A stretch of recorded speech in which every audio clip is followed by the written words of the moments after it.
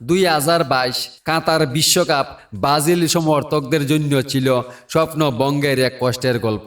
বিশ্বকাপ শুরুর আগেই পুরো ফুটবল বিশ্ব বলছিল এবার ট্রফি উঠতে পারে ব্রাজিলের হাতেই, কারণ দলে ছিল নেইমার এবং কাসেমেরো আর তিয়াগো সিলভার মতো সুপারস্টার ফুটবলার। গ্রুপ পর্বে দারুণ ফুটবল খেলে ব্রাজিল সবাইকে বুঝিয়ে দিয়েছিল তারা কতটা ভয়ঙ্কর দল।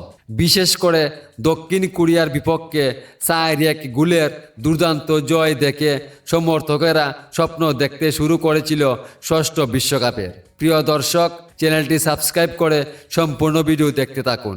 কিন্তু ফুটবল যে কতটা নিষ্ঠুর হতে পারে সেটা দেখা গেল ক্রোয়েশিয়ার বিপক্ষে কোয়ার্টার ফাইনালে।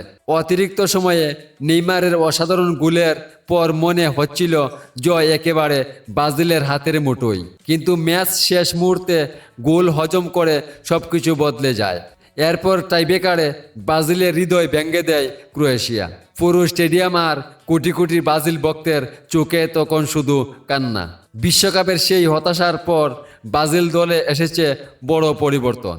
কুস্তিতের বিদায়ের পর নতুন কোচ হিসেবে দায়িত্ব নেয় দরিবাল জুনিয়র।